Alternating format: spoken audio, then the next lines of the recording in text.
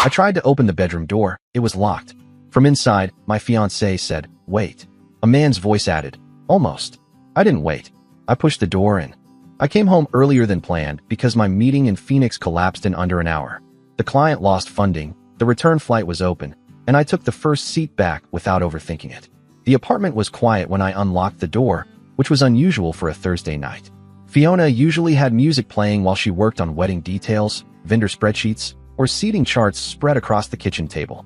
The lights were on, but the place felt staged, like a room waiting for people who were not supposed to be there. I set my bag down and walked toward the bedroom to change. The door was closed. That alone was strange.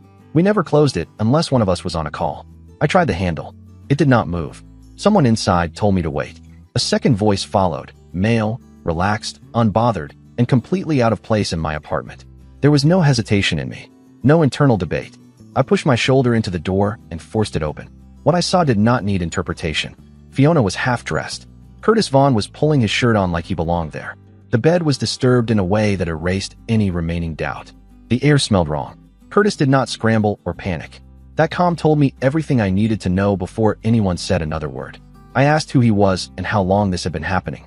Fiona tried to slow the moment down, reaching for control instead of truth. Curtis answered first by letting slip that he had been there before. That single detail changed the situation from betrayal to planning. I told Curtis to leave. He hesitated until I stepped closer. He grabbed his shoes and phone and moved toward the door without urgency, as if he expected to return later. That assumption set something off in me, and I put him against the wall long enough to make it clear he was not coming back. I did not hit him. I did not need to. The message landed. Fiona tried to block me from following him out, placing herself between me and the door. I moved her aside and watched Curtis disappear down the hallway. When I returned to the bedroom, I locked the door myself and demanded the full truth immediately. What came out was fragmented but revealing. This was not a mistake. This was not a single night. Curtis had been coming over when I traveled. Fiona had coordinated around my schedule. The wedding planning had continued at the same time, with the same enthusiasm, while this was happening in parallel. I picked up Curtis's phone from the dresser before Fiona noticed. The screen lit up with messages that erased any remaining ambiguity. There were references to my work trips, access codes, and comments about how careful Fiona was being. There were jokes about timing and money. I handed the phone back without comment. Fiona saw my expression change and knew the situation had crossed a line she could not talk her way back from. She admitted it had been going on for months. That was when the apartment door opened again. Fiona's sister Nina walked in, stopped short, and immediately understood what she had walked into. Her presence answered a question I had not yet asked. Fiona had texted her earlier, preparing for something. That meant tonight had not been impulsive. It had been scheduled. Nina tried to mediate. She tried to slow things down, asking everyone to breathe and sit. Her words made it worse. She knew more than she should have. She let slip that she had been aware Curtis existed, though she claimed she believed it would end before the wedding. That moment shifted my focus. This was no longer just about Fiona and Curtis. This was about how many people had watched me plan a wedding while knowing I was being set up to look like a fool. I checked the joint account on my phone. The balance was lower than it should have been. There were withdrawals I did not recognize, small enough to hide, frequent enough to matter. Fiona tried to explain them away as vendor expenses. I knew every vendor number by memory. None matched. Curtis had been paid. I told Nina to leave. She resisted until I insisted. When the door closed behind her, the apartment felt smaller, tighter, like a room with shrinking oxygen. Fiona tried to pivot, shifting from denial to justification, then to damage control. She framed it as confusion, pressure, stress, and fear of marriage. None of it matched the evidence. I asked about the documents on the desk in the living room. She went quiet. That told me everything before I opened the folder. Inside were preliminary refinancing papers with my name already entered, structured to convert the apartment into shared ownership after marriage. I had not signed them, but the intent was clear. The timing was deliberate. Marriage would have locked me into obligations that made walking away expensive and slow. The betrayal was not emotional. It was strategic. I called Harold Finch, the friend who had helped me organize the wedding budget and vendor flow. It was late, but he answered. I told him to pull the last 3 months of account activity and confirm whether any payments routed to unfamiliar accounts. He did not ask questions. He just said he would call back. Fiona watched me make the call and finally understood that the situation had passed the point where words mattered. She tried to reclaim ground by accusing me of overreacting. That argument collapsed under its own weight the moment my phone rang again. Harold confirmed the irregularities. He had already flagged them internally, but assumed Fiona had explained them to me. The payments led to an account tied to Curtis Vaughn. I told Fiona to pack a bag. She refused, claiming the apartment was her home too. I corrected her. The lease was in my name. The utilities were in my name. The wedding was not a shield anymore. She threatened legal action. I told her the police were on their way to document trespass and financial misuse. That stopped the argument. When the officers arrived, the tone shifted again. No shouting. No performance. Just facts. Curtis had been present without my consent. Funds had been misused. A report was filed. Fiona packed her bag under supervision and left with the same sister who had known more than she admitted. I stood alone in the apartment afterward, surrounded by wedding binders, invitation samples, and seating charts that no longer meant anything. I canceled the wedding venue before midnight. I froze the joint account. I sent a single email to vendors explaining that the event would not proceed. The door had not held. Neither had the lie. By the time I lay down on the bed that night, exhaustion hit in waves, but clarity stayed sharp. What I had uncovered in a single hour told me this was only the surface. The damage ran deeper, and the fallout had not even started. Sleep never came. The apartment felt like a place that had already rejected me, even though my name was still on everything that mattered. I spent the rest of the night moving from room to room, opening drawers and closets I had never had a reason to question. What I found confirmed that the previous evening was not an isolated collapse, but the moment a longer structure finally failed. There were clothes that were not mine, folded carefully in a guest closet. There were receipts in a jacket pocket that Fiona had never worn around me. There was a second charger behind the couch that did not fit either of our phones. Each discovery came with a quiet sense of inevitability, like evidence that had been waiting for permission to exist. By morning, messages had already begun to circulate. Fiona's mother called first, then her father, then a cousin who pretended to be neutral while asking questions that leaned toward blame. I did not answer.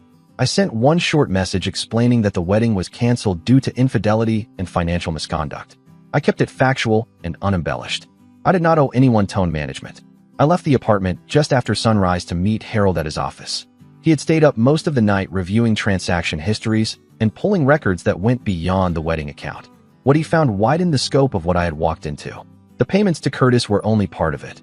There were overlapping transfers routed through Fiona's personal account, timed to coincide with my reimbursements from work. The pattern was deliberate. Small amounts, frequent enough to avoid notice, consistent enough to support someone without raising alarms. Curtis had not just been visiting. He had been maintained. Harold explained that if I had married Fiona, the legal entanglement would have complicated recovery. Joint liability would have blurred intent. The window to act cleanly was now, while the damage was still traceable. While we were talking, my phone lit up again. This time it was Nina. She asked to meet.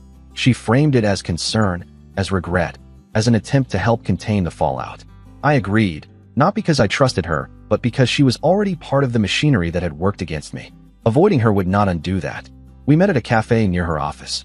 She arrived early, already rehearsed, already positioned as reasonable. She apologized without fully apologizing, expressing sorrow without responsibility. She insisted she had believed Fiona would end things before the wedding. She insisted she never thought it would reach this point. What she could not explain was why Curtis had felt comfortable enough to return to my apartment after being thrown out, or why he believed he had a future that began the moment I signed marriage papers. Nina's answers shifted when I pressed. Details slipped. Timelines changed. She admitted she had met Curtis more than once. She admitted she had helped Fiona keep schedules aligned. She justified it as protecting her sister from making a mistake, without acknowledging that the mistake involved dismantling someone else's life in advance. I ended the meeting without resolution. I did not need one. Her role was clear. When I returned to the apartment, a courier was waiting with a package addressed to Fiona. I signed for it without thinking. Inside were documents from a lender, confirming pre-approval for refinancing contingent on marriage. Fiona had moved further than I realized. She had not just prepared, she had advanced. I forwarded everything to my attorney. The same afternoon, Curtis tried to contact me. He sent messages asking to retrieve remaining belongings. He framed it as logistics, as closure, as if the previous night had been an inconvenience rather than an exposure. I told him to meet me in a public place and bring identification. He did not understand why until he arrived. I had already spoken with his employer. Curtis worked for a mid-sized logistics firm that tracked time closely. Harold's records showed Curtis had been receiving payments during hours he claimed to be on the clock. I provided evidence of repeated absences tied to dates Fiona and I had been out of town together. The firm had begun its own review before Curtis even sat down across from me. Curtis did not threaten me. He did not posture. He looked confused in a way that suggested he had believed Fiona's version of events more than he admitted. He thought I was a temporary obstacle. He thought the wedding was a formality, not a commitment. He thought he was being managed toward a reward. When I told him Fiona had already started negotiating reconciliation with me before he was thrown out, his face changed. He asked questions he should have asked months earlier. He demanded explanations he would not get from me. He left with his belongings, and without the certainty he had arrived with. By evening, the story had begun circulating in less controlled ways. Fiona's parents demanded a meeting. They wanted clarification. They wanted assurances. They wanted to know whether this could be fixed quietly. I agreed to meet them only with my attorney present. The meeting was tense but brief. I laid out timelines, documents, and account histories. I explained the circumstances of the discovery and the steps taken since. I did not speculate about motive. I did not exaggerate harm. I let the facts speak in a way emotion could not undo. Fiona was not there. That absence spoke louder than anything I could have said. Her parents asked if I was willing to reconsider. I told them the issue was not forgiveness but exposure. Their daughter had attempted to lock me into a financial structure under false pretenses. Trust was not the primary casualty. Legality was. They left without argument. That night, Fiona tried a different approach. She did not plead. She accused. She framed my actions as vindictive and disproportionate. She threatened to contest the cancellation of shared arrangements. She claimed emotional distress. My attorney responded on my behalf with documentation that made those threats impractical. By the end of the second day, the wedding had unraveled completely. Vendors refunded deposits where possible. Others retained cancellation fees that were covered by the remaining balance in the joint account before it was frozen. Friends began choosing sides without being asked. Some reached out quietly to say they had suspected something. Others disappeared. I changed the locks. That act was less symbolic than necessary. Curtis had access codes. Fiona had shared them. The apartment no longer represented safety without a reset. Late that night, Nina sent one final message. She said she wished things had gone differently. She said she never meant for it to spiral. She asked if there was anything she could do to help. I did not respond. By the end of the second night, the scope of what I had escaped was clearer than the pain of what I had lost. The betrayal was not a single act, but a network of decisions, supported by silence and justified by convenience. The fallout was still building. The most volatile pieces had not yet collided. Curtis believed he had been deceived. Fiona believed she could still control the narrative. Her family believed damage could be contained.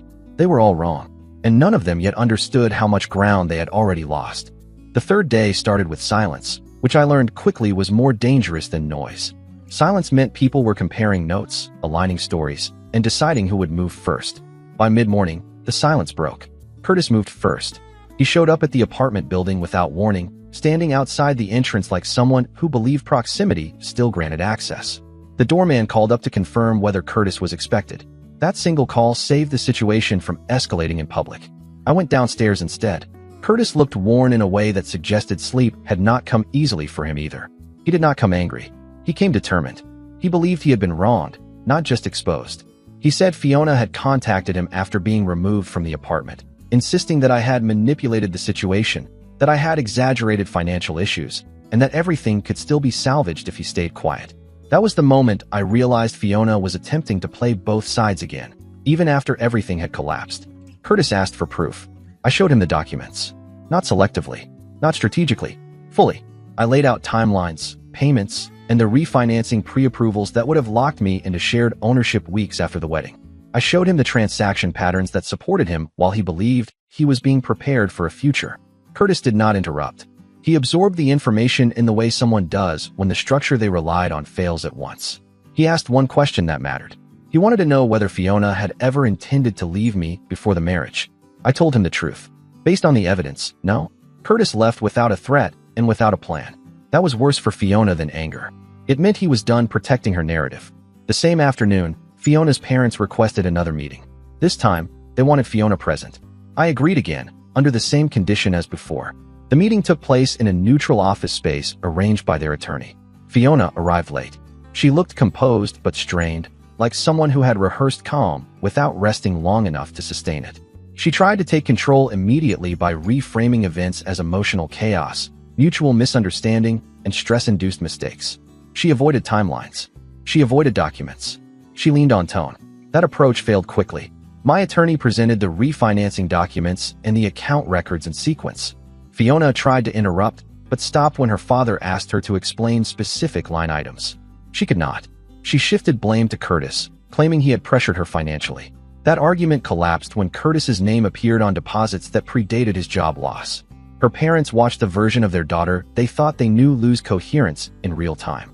The meeting ended without resolution, but it ended with understanding. Fiona's parents were no longer negotiating. They were assessing damage. That night, Curtis released his own version of events to mutual acquaintances, not out of revenge, but out of self-preservation. He clarified that he had believed Fiona was planning to leave her fiancé after the wedding for logistical reasons. He admitted he had benefited financially without fully questioning the source. He cut ties publicly and removed himself from the situation. That disclosure accelerated everything. Friends who had remained neutral began reaching out with information they had previously withheld. A bridesmaid admitted she had covered for Fiona on weekends. A coworker acknowledged seeing Curtis drop Fiona off near the apartment while I was traveling. The pattern extended wider than I had assumed. Fiona responded by escalating. She filed a claim alleging emotional distress and intimidation, framing my actions as excessive and retaliatory. The claim did not hold, but it signaled a shift from damage control to offense. She wanted leverage. My attorney countered by submitting the police documentation from the night she was removed from the apartment, along with financial evidence that reframed the narrative. The claim stalled almost immediately. The next escalation came from an unexpected direction. Nina contacted my attorney directly, offering cooperation in exchange for limited exposure. She admitted she had helped coordinate schedules and had discouraged Fiona from ending the affair earlier, believing marriage would stabilize the situation. She provided messages that confirmed she knew Curtis was being financially supported with shared funds. That cooperation fractured the last internal alliance Fiona had. By the end of the fourth day, Fiona was isolated. Curtis was gone.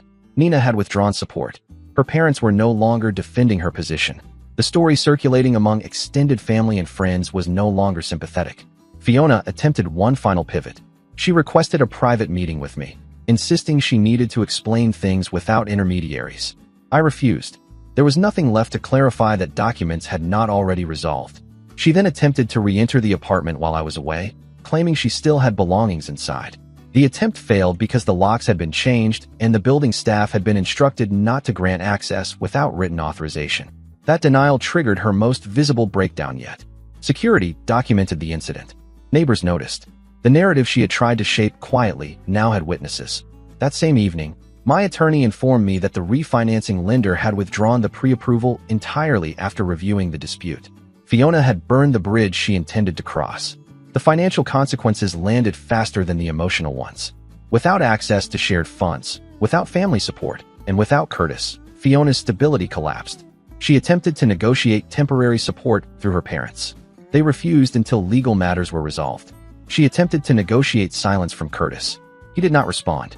I spent that night alone in the apartment, not in reflection, but in preparation. I inventoried assets. I closed accounts. I finalized cancellations. I documented every interaction. The wedding date passed quietly on the calendar. No announcement. No statement. Just another day that no longer carried meaning. The pressure had shifted entirely. Fiona was no longer reacting to me. She was reacting to consequences. The systems she had relied on were no longer available. The people she had expected to manage outcomes had stepped back. The collision was complete. By the time I lay down that night, the situation had crossed the point where reconciliation or reputation management mattered. What remained was cleanup, accountability, and the long shadow of decisions made under the assumption they would never be exposed. The final phase was approaching, not with spectacle, but with permanence. The last phase did not arrive with drama. It arrived with paperwork, deadlines, and the slow compression of options until none were left. That was how everything Fiona had tried to build collapsed, not with shouting or spectacle, but with permanence. The first consequence was legal finality. My attorney filed to formally dissolve every shared obligation that still existed on paper. The joint account was closed after outstanding vendor penalties were settled. The apartment lease was reaffirmed under my sole name with the property management company, accompanied by the police documentation from the night Fiona was removed. That report mattered more than emotion ever could. It created a clean record of when access ended and why. Fiona attempted to contest the closure of the account, claiming she had contributed emotionally and logistically to wedding planning and therefore deserved partial reimbursement. That argument did not survive review. The funds had been used improperly, and the evidence trail was intact. The claim was dismissed without escalation. The second consequence was professional. Curtis's employer completed its internal investigation and terminated his position. The reason was not the affair, but falsified time reporting tied to repeated absences. Curtis did not appeal. He relocated within weeks, quietly and without announcement. His departure ended speculation and confirmed what many had already assumed. Fiona's workplace reacted more slowly, but not more kindly. The situation did not involve her employer directly, but the visibility of the conflict mattered. She had attempted to frame herself as a victim of intimidation during her failed claim. When that narrative collapsed, credibility went with it. She was placed on leave pending review. The leave became permanent separation shortly after. The third consequence was social. The wedding guests who had been invited months earlier learned the truth in fragments. Some heard it from Curtis's version, others from Nina's cooperation, others from Fiona's parents explaining why there would be no ceremony. The lack of a unified story hurt Fiona more than any accusation could have. Contradictions surfaced. Sympathy fractured. Nina withdrew completely. She provided the information she had promised through her attorney and cut contact with Fiona afterward. The explanation she offered privately to relatives was simple and devastating.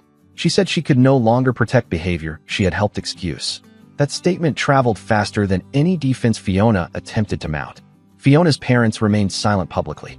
Privately, they paid debts that did not involve me and declined to intervene further. Their refusal to fund recovery efforts or legal escalation marked the end of Fiona's ability to defer consequences through family support. The fourth consequence was logistical. Fiona requested supervised access to retrieve remaining belongings from the apartment. The request was granted once, with building security present. The retrieval lasted less than an hour. She took what could be packed quickly and left behind items that had once symbolized permanence. The apartment felt lighter afterward, as if the space itself recognized the separation. After that day, she did not return. The final consequence was internal, and it was the only one that did not involve documents. For weeks, I existed in a state of operational clarity that left little room for reflection. Tasks filled the space where grief might have formed. Only after the systems were shut down and the noise faded did the weight of the near miss register fully. I had not lost a marriage. I had avoided one.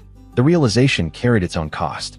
Trust does not reset simply because damage is contained. Patterns linger. Vigilance becomes habitual. I noticed it in how I read emails more carefully, how I questioned timing, how I listened for omissions rather than statements. That shift was not damage, but it was change.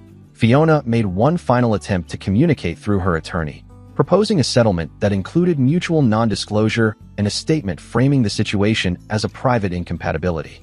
The proposal included language that would have allowed her to reclaim narrative ground without acknowledging misconduct. I declined. There was nothing to gain from rewriting reality. The matter closed quietly after that. No further filings. No appeals. No statements. The absence of continuation became its own resolution. Months later, I learned through indirect channels that Fiona had moved again, changing cities in search of distance rather than stability. Curtis did not reappear in her orbit. Nina did not reconcile. The network that had supported the deception dissolved under its own weight. I did not follow any of it closely. There was nothing left to monitor. The apartment returned to something resembling neutrality. Wedding materials were discarded or donated. The calendar cleared. Evenings regained shape without anticipation or dread attached to them. Normality returned slowly, not as relief, but as baseline. The experience did not harden me, but it recalibrated thresholds. I no longer assumed alignment based on proximity. I no longer accepted reassurance without verification. Those adjustments did not make life smaller. They made it cleaner. The door that night had not held because it was never meant to. It had been closed to maintain illusion, not security. Pushing through it did not create chaos. It ended it. What followed was not revenge or victory. It was separation from a future built on misrepresentation. That was consequence enough.